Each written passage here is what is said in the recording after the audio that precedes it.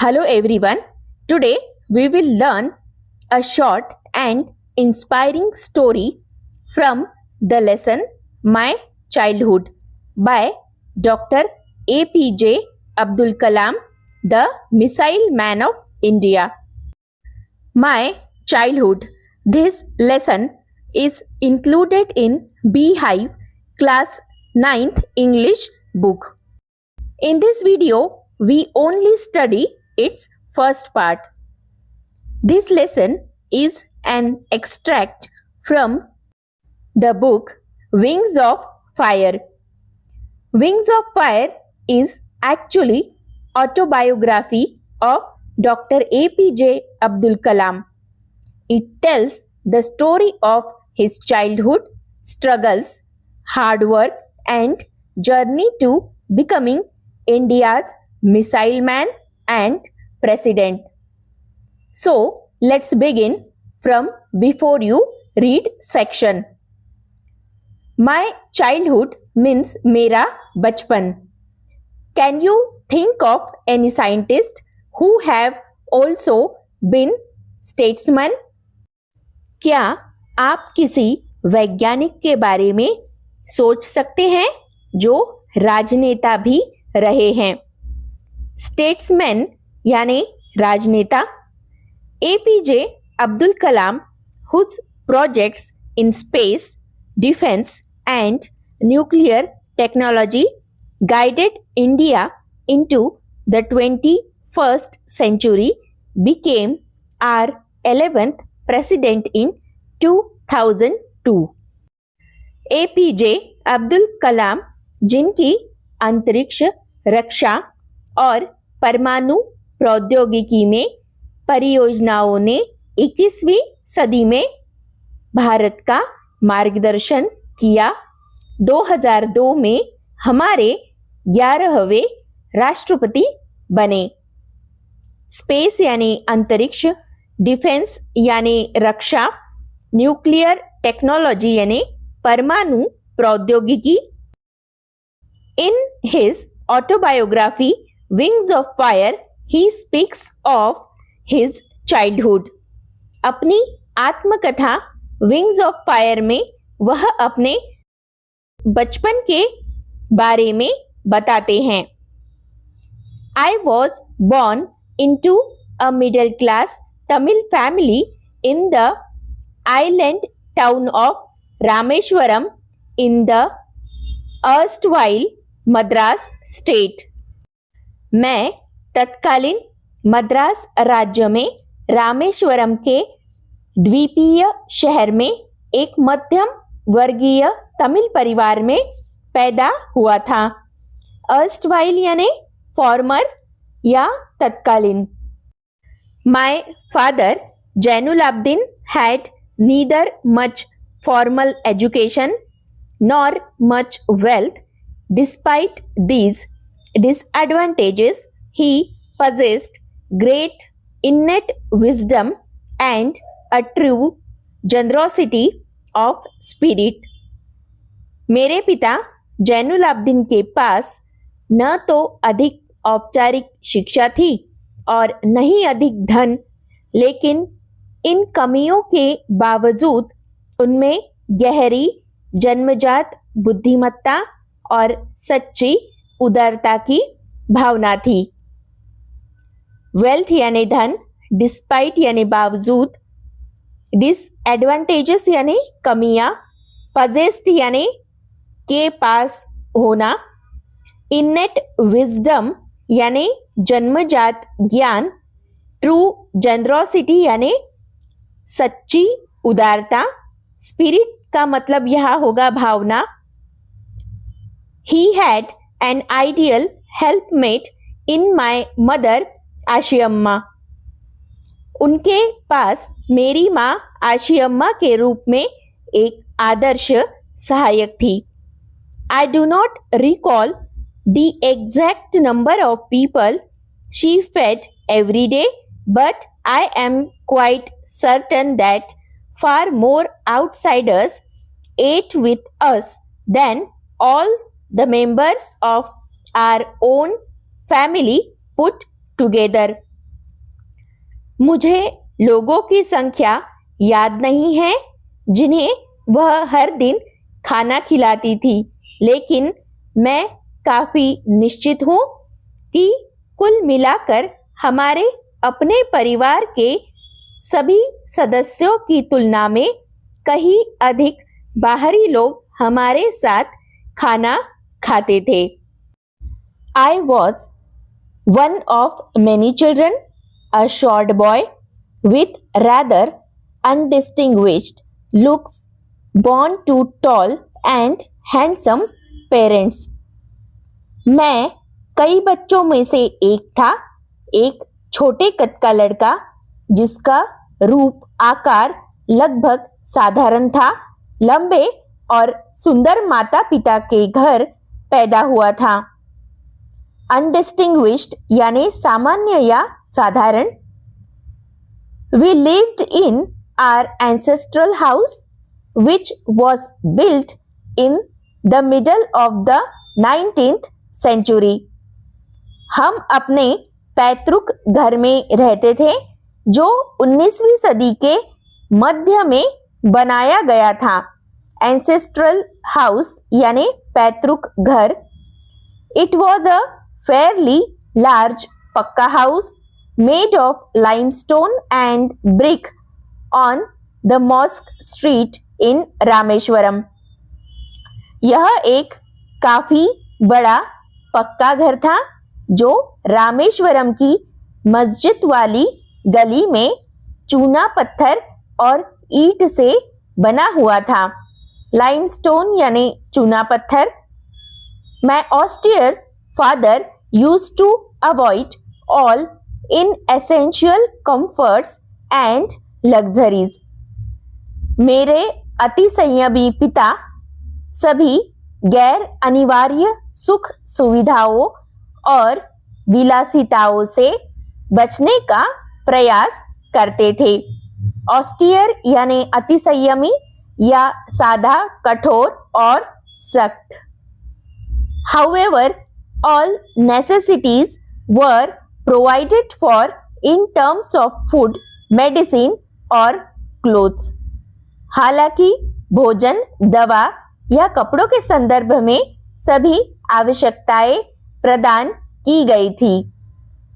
In fact, I would say mine was a very secure childhood, both materially and emotionally. वास्तव में मैं कहूँगा मेरा एक बहुत ही सुरक्षित बचपन था, दोनों भौतिक रूप से और भावनात्मक रूप से। The Second World War broke out in 1939 when I was 8 years old. सन 1939 में द्वितीय विश्व युद्ध शुरू हुआ जब मैं 8 साल का था। For reasons I have never been able to understand, a sudden demand for tamarind seeds erupted in the market. मैं कभी नहीं समझ पाया कि किन कारणों से बाजार में अचानक इमली के बीजों की मांग क्यों बढ़ गई है।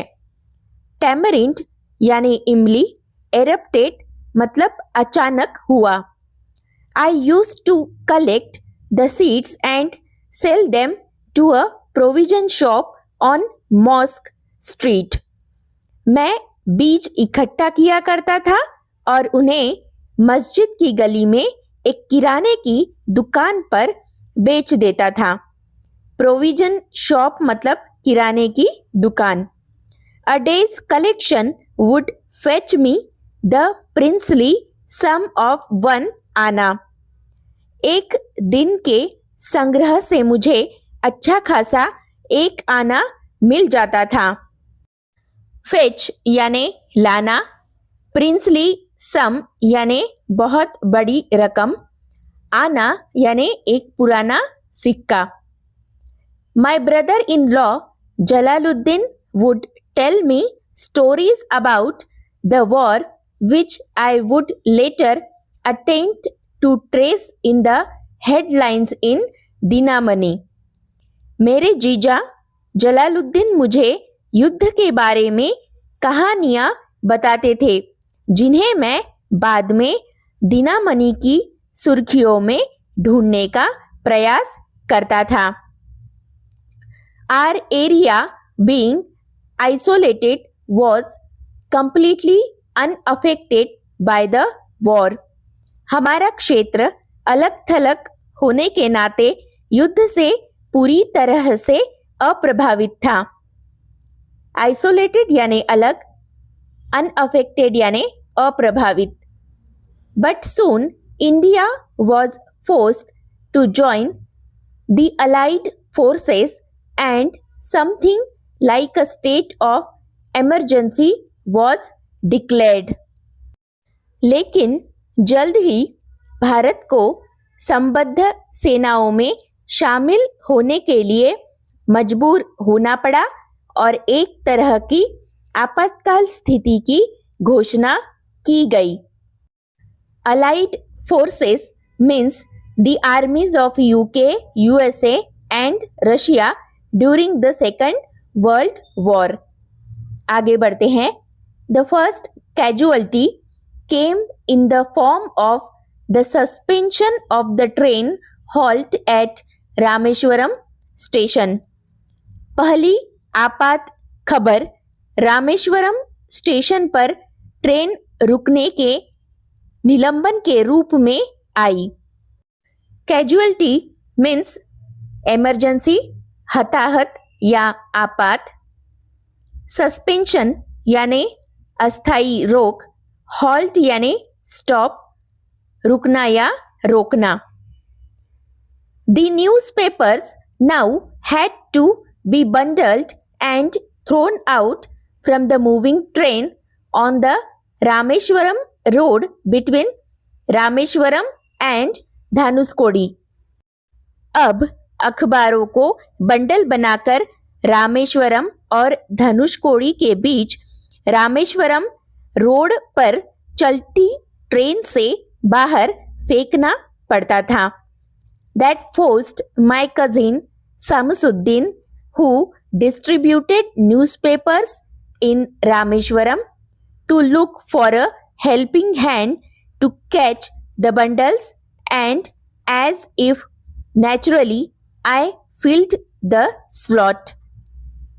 इससे मेरे चचेरे भाई समसुद्दीन को, जो रामेश्वरम में अखबार बांटता था, को बंडल पकड़ने के लिए एक सहायक की तलाश करने को मजबूर होना पड़ा।